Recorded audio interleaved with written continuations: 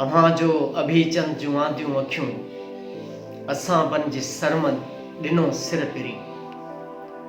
अव्हां जो अभीचंद जूं आंदियूं अखियूं असां बन जी सरमद ॾिनो सिर पिरी। असीं रह गुज़ारन में रत छाण हूं थी वासींग पई तुंहिंजे वेसर पिरी। अव्हां जो अभीचंद जूं आंदियूं अखियूं असां बन जी सरमद ॾिनो सिर पिरी।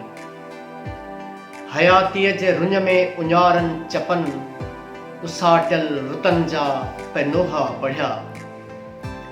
हयातीअ जे रुञ में उञारन चपन उसाटियल रुतन जा पैनोहा पढ़िया। तुंहिंजे चाह जे पर सन्हीअ चेल तां वफ़ाउनि जी छुलकी न घाघर पिरी। अव्हां जो अभीचंद जूं आंदियूं अखियूं असां बन जी सरमद ॾिनो सिर पिरी। जॾहिं दिल जे देबल मथां दिल घुरियनि थी मग़रूर ऐं मन जनीकूं हयूं। जॾहिं दिल जे देबल मथां दिल घुरियनि थी मग़रूर ऐं मन जनीकूं हयूं त मजबूर ॾाहर जे न्याणियुनि जियां अखियुनि मां थिया ख्वाब बेघर पिरी। अव्हां जो अभीचंद जूं आंदियूं अखियूं असां बन जी सरमद ॾिनो सिर पिरी। भली पढ़ तू तारीख़ जा सब पना ज़माने जे ज़िद जन खे प्यारियो ज़हर।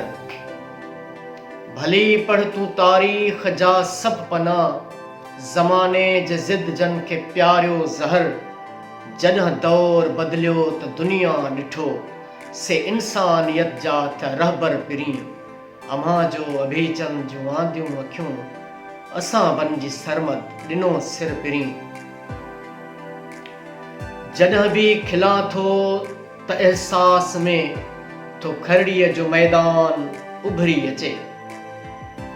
जॾहिं बि खिलां थो त एहसास में तो खरड़ीअ जो मैदान उभरी अचे। अखियुनि मां वरी रत टिमी थो पवे वॾे साह खे थी का सांभर पिरी। अव्हां जो अभीचंद जूं आंदियूं अखियूं असां बन जी सरमद ॾिनो सिर पिरी। हयातीअ जे रुत में उञारन चपन उसाटियल रुतन जा पैनोहा पढ़िया।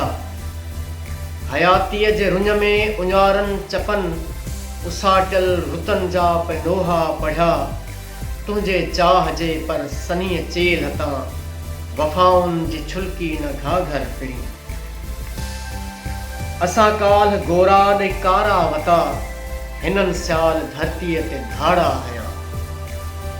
असां काल्ह गोरा ॾेई कारा वता हिननि सियाल धरतीअ ते धाड़ा हया। मखीअ मां वरी थियूं मयारूं मिलनि त हिन दौर जो थी तूं ई हुर पिरी। अव्हां जो अभीचंद जूं आंदियूं अखियूं असां बन जी सरमद ॾिनो सिर पिरी। असां रह गुज़ारन में रत छाण हूं थी वासींग पई तुंहिंजी वेसर पिरी।